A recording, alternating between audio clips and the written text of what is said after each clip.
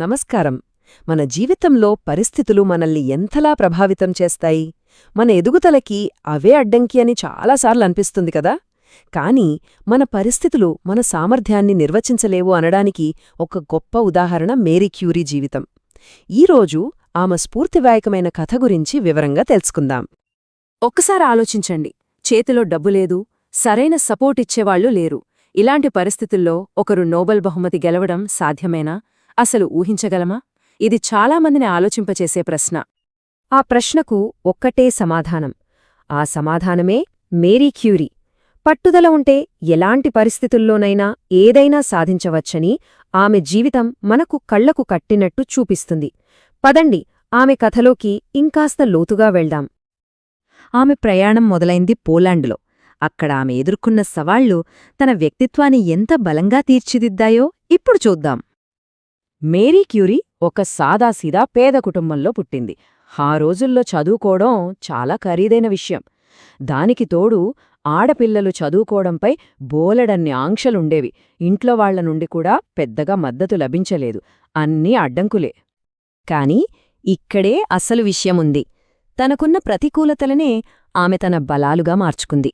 ఒకవైపు పేదరికం, చదువుకోవడానికి అడ్డంకులు, సపోర్ట్ లేకపోవడం ఇవేవీ ఆమెను ఆపలేకపోయాయి. ఎందుకంటే మరోవైపు ఆమెలో అంతులేని జిజ్ఞాస ఉంది. సొంతంగా చదువుకోవాలనే తపన ఉంది. లైబ్రరీకి వెళ్లి పుస్తకాలతోనే జ్ఞానాన్ని సంపాదించాలనే పట్టుదల ఉంది.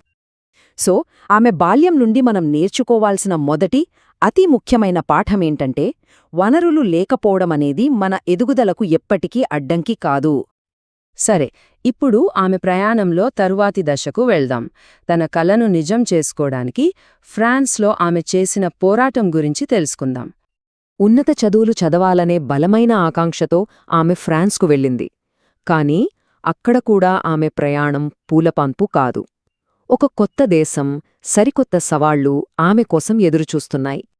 ప్యారిస్లో ఆమె జీవితం చాలా కష్టంగా ఉండేది. బ్రతకడం కోసం పని చేస్తూనే చదువుకోవలసొచ్చింది. సరే, కష్టపడి ప్రయోగశాలల్లోకి ప్రవేశం సంపాదించినా అక్కడ సౌకర్యాలు చాలా తక్కువగా ఉండేవి.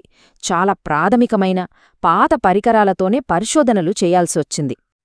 దీని నుండి మనం గ్రహించాల్సిన రెండో పాఠం చాలా స్పష్టంగా ఉంది. అదేంటంటే పెద్ద పెద్ద ల్యాబ్లు, ఖరీదైన సౌకర్యాల కన్నా క్రమశిక్షణ, నేర్చుకోవాలన్న జిజ్ఞాస 100 రెట్లు శక్తివంతమైనవి. ఆమె పడిన కష్టానికి, ఆమెకున్న పట్టుదలకి ఎలాంటి అద్భుతమైన ఫలితాలొచ్చాయో ఇప్పుడు చూడబోతున్నాం. ఈ భాగంలో ఆమె సైన్స్ చరిత్రనే ఎలా తిరగరాసిందో తెలుసుకుందాం. ఈ నెంబర్ చూడండి, 2. ఈ సంఖ్య ఆమె జీవితంలో చాలా ప్రత్యేకం. ఎందుకో తెలుసా? ఎందుకంటే ఆమె 1 కాదు, 2 కొత్త మూలకాలను కనుగొంది. రేడియం ఇంకా పొలోనియం. ఈ ఆవిష్కరణలు సైన్స్ ప్రపంచంలో ఒక పెద్ద సంచలనం సృష్టించాయి. మళ్ళీ అదే సంఖ్య 2. ఆమె సాధించిన విజయాలలో ఈ నంబర్కి ఇంకా ప్రాముఖ్యత ఉంది. అదేంటో చూద్దాం. అవును, ఆమె గెలుచుకున్న నోబెల్ బహుమతుల సంఖ్య కూడా 2. ఇది నిజంగా ఒక చారిత్రాత్మక విజయం. ఎందుకంటే ఆ రోజుల్లో ఒక మహిళ సైన్స్లో ఇంతటి ఘనత సాధించడం అసాధారణం. అయితే ఆ విజయంలో ఇంకా స్పెషల్ ఏంటంటే ఆ 2 నోబెల్ బహుమతులు ఒకే సబ్జెక్ట్లో రాలేదు. ఒకటి ఫిజిక్స్లో, మరొకటి కెమిస్ట్రీలో. అంటే 2 వేర్వేరు శాస్త్ర రంగాలలో ఆమె ఈ ఘనత సాధించింది. ఇది ఆమె అసాధారణమైన ప్రతిభకు, మేధస్సుకు ఒక నిలువుటద్దం లాంటిది. ఇంత పెద్ద విజయం సాధించినా ఆమె జీవితం సాఫీగా సాగిపోలేదు. నిరంతరం డబ్బు కోసం ఇబ్బందులు పడింది. శాస్త్రవేత్తల సమాజంలో ఒక మహిళగా తీవ్రమైన వివక్షనెదుర్కొంది. అన్నింటికన్నా ముఖ్యంగా రేడియేషన్తో పనిచేయడం వల్ల తన ఆరోగ్యాన్ని కూడా పణంగా పెట్టింది. కాబట్టి మనం నేర్చుకోవాల్సిన 3వ పాఠం ఇదే. ఆడ, మగ అనే తేడా, డబ్బు లేదా మన చుట్టూ ఉన్న పరిస్థితులు ఇవేవీ నిజమైన అడ్డంకులు కావు. వాటన్నిటినీ దాటి ముందుకి వెళ్ళగలిగే పట్టుదల మాత్రమే ముఖ్యం. సరే, ఇప్పుడు చివరిగా మేరీ క్యూరీ జీవితం నుండి నేటి తరానికి అందే ముఖ్యమైన సందేశం ఏంటో ఒక్కసారి చూద్దాం. మేరీ క్యూరీ జీవితం విజయంపై మనకున్న ఆలోచనా విధానాన్ని పూర్తిగా మార్చేస్తుంది. మనం సాధారణంగా మార్కులు, వనరులు, కుటుంబ నేపథ్యం లాంటి వాటికి ఎక్కువ ప్రాధాన్యత ఇస్తాం. కానీ ఆమె కథ ఏం చెబుతోందంటే నిజంగా ముఖ్యమైనవి అవి కావు. అంతులేని జిజ్ఞాస, క్రమశిక్షణ మరియు సొంతంగా ఆలోచించే శక్తి ఇవే అసలైన విజయానికి పునాదులు.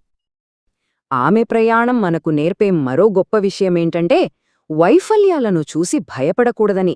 ఫెయిల్యూర్స్ అంటే ఓటమి కాదు, అవి కేవలం మనం సరైన దారిలో వెళ్లడానికి ఉపయోగపడే సమాచారం అంతే.